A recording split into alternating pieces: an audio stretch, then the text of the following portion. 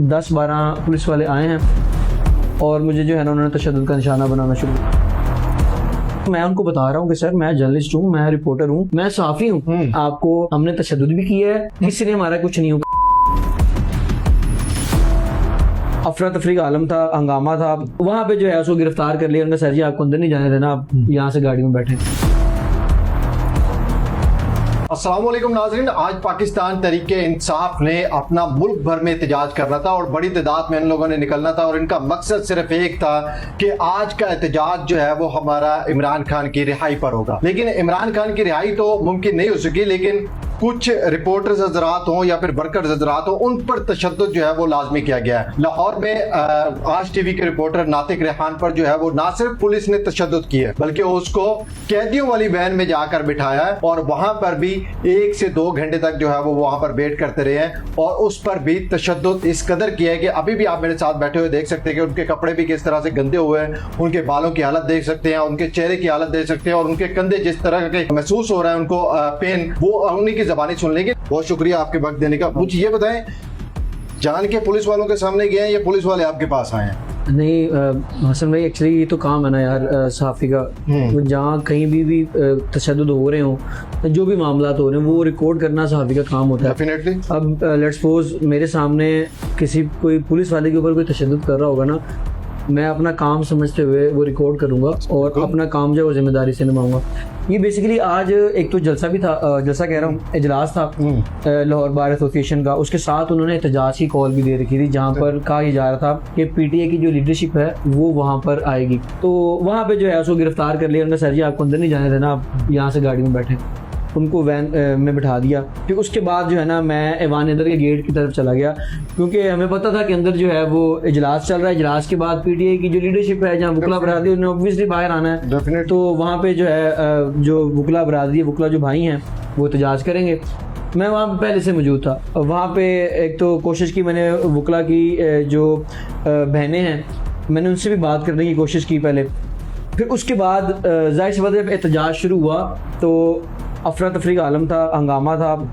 जब मैं आया ना रेहाना डार की तरफ, वहाँ पर उनको गिरफ्तार करने की कोशिश की पंजाब पुलिस की जानिब से। ठीक है। तो मैं सिर्फ इवन के मैंने कोई सवाल भी नहीं किया उनसे। ठीक है। ना मैंने कोई सवाल किया, तो ना ही मैंने पुलिस वालों को कहा कि जी पुलिस क्या कर रही है, ना ही मैंने कोई कंट्रोवर्सी फैलाने की कोशिश भी नहीं की क्योंकि मेरा काम है जो हो रहा है वो दिखाना। बिल्कुल। वो रेहाना डार को जब उन्होंने गिरफ्तार किया तो वो जाहिर बात है एक बूढ़ी खातून है, तो मैंने वो सिर्फ रिकॉर्ड की। मुझे नहीं समझ आई कि 10-12 पुलिस वाले आए हैं और मुझे जो है ना उन्होंने तशद्दुद का निशाना बनाना शुरू कर दिया। ये आप मेरा हुलिया देख सकते हैं। सुबह से पहले तो मैं थाने में था, वो भी मैं आपको बताता हूँ। तो उन्होंने मुझे ना तशद्दुद का निशाना बनाना शुरू कर दिया। जब तशद्दुद का निशाना बनाया तो मैं उनको बता रहा हूँ कि सर मैं जर्नलिस्ट हूँ, मैं रिपोर्टर हूँ, मैं सहाफ़ी हूँ।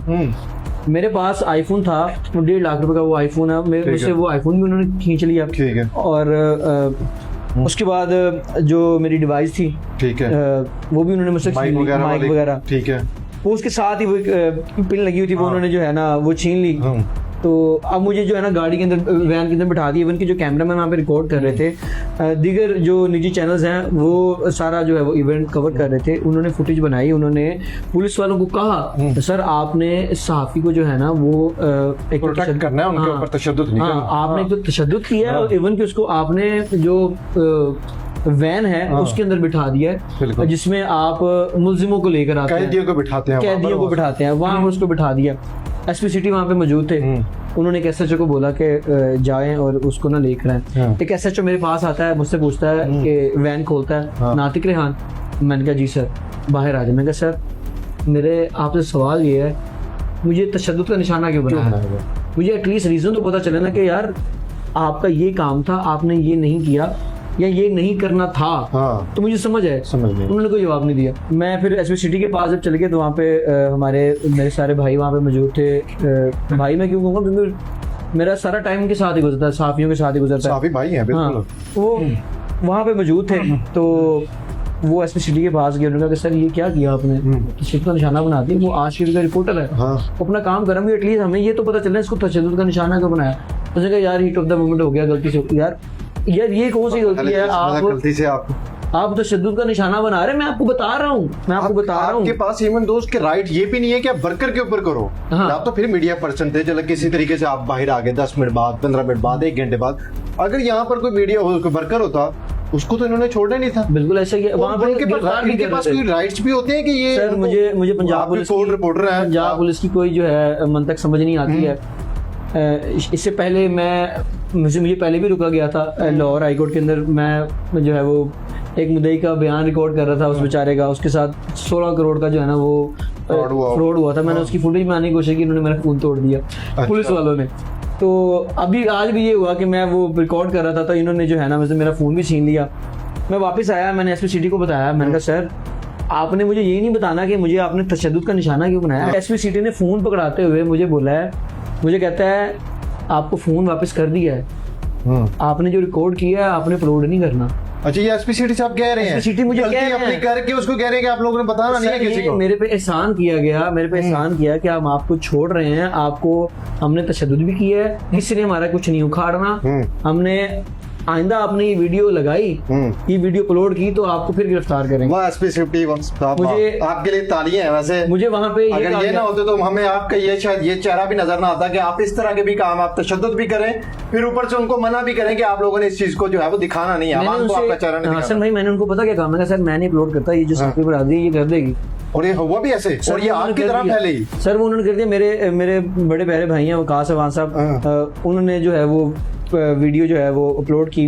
उसके बाद आपने बाकी जो मेरे भाई थे उन्होंने इस पर एक्शन लिया, उन्होंने जो है वो सोशल मीडिया पे वो लगाई। तो उसके बाद जो है हमारा इरादा ये था कि हम इसके खिलाफ एप्लीकेशन दें। खासतौर पर मेरे जो ब्यूरो चीफ है उन्होंने जो है इस पर मुझे कॉल की, मेरे दफ्तर वालों ने मुझे एतमाद में लिया। उन्होंने कहा जिस तरह आप कहेंगे हम उस तरह करेंगे। ये बड़ी बात थी मेरे लिए। तो पहले तो हम गए इस्लामपुरा थाना, ठीक है। मेरी जो कोर्ट एसोसिएशन के सदर हैं इशफाक साहब, वो मेरे साथ थे, वो शाना बशाना खड़े रहे। तो वो मैं जहाँ पर गया वो शख्स मेरे साथ था।